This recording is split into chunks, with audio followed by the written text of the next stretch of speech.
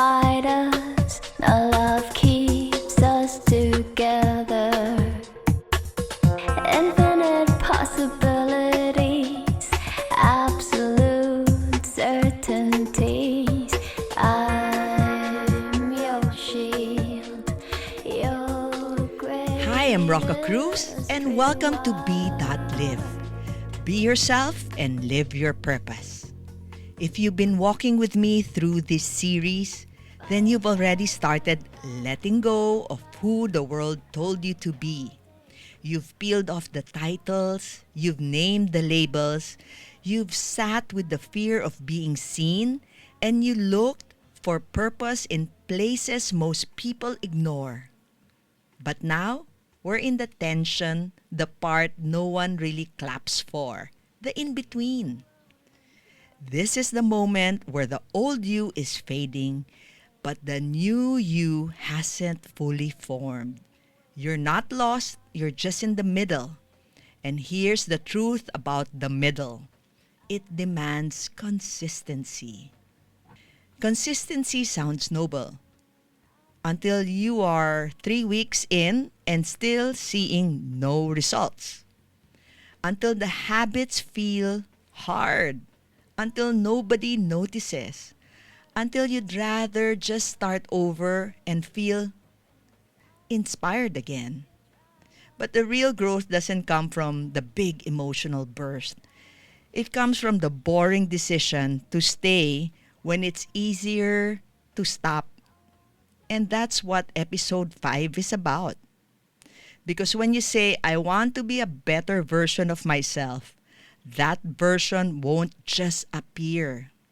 It's not about motivation. It's about movement. Small steps, honest choices, quiet work, doing it over and over. Let's talk about Linda. Here's a story about Linda. She's addicted to the rush. Linda is brilliant, but she always waits until the deadline. She tells herself she needs the pressure. She says her best work comes from when she's under stress, fueled by coffee and chaos. And to be fair, she always pulls through. But deep down, she's tired. Not just physically, but emotionally. She wonders if she's actually lazy or maybe just scared. Because, when she starts early and fails, she thinks there's no motivation, there's no inspiration. She's scared of being so prepared. I don't know. But a lot of us just do everything last minute. Linda isn't addicted to pressure. She's avoiding the consistency and the process. So some of you are like Linda, maybe not with deadlines, but with your goals. You wait until the fire is hot to move. You wait until you're inspired to begin.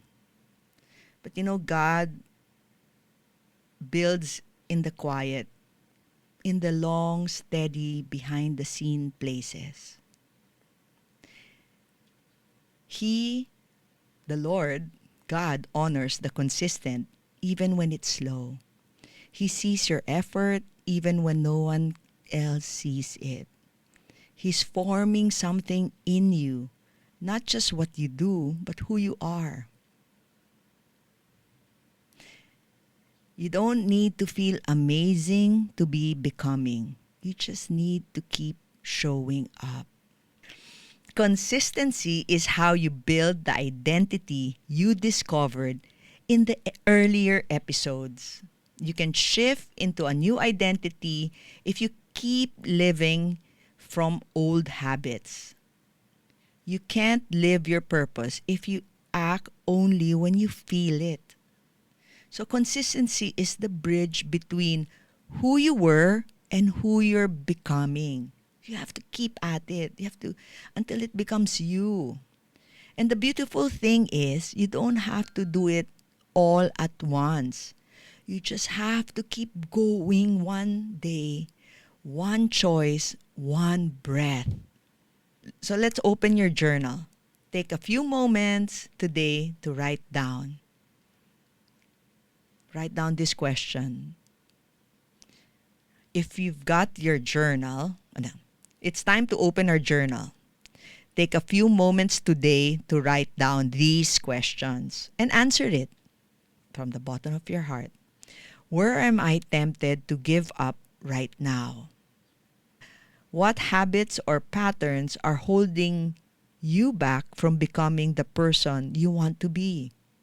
What would it look like to stay just for one more day? Personally, it's hard to be consistent doing this podcast. You're so busy. I'm so busy. I'm trying to juggle work, sleep. But it takes consistent effort to do something you love, even if you don't feel like it. So let's do a breathing exercise.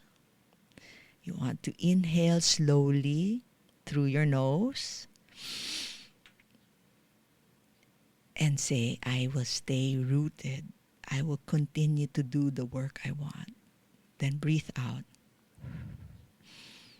Inhale through the nose and exhale. Inhale and then exhale. Think of yourself just showing up every day, being consistent, just like a firefly. It may be small, but it still shines. So this was episode 5 of Be.Live. Next week, we close the series with one we've been building toward all along. Identity shift. You've got to let go. You've faced your fear. You've stayed consistent. Now it's time to become. So see you there. If you like this episode or you've been listening to Be.Live, share it, like, and comment. So thank you. See you again. See you next week.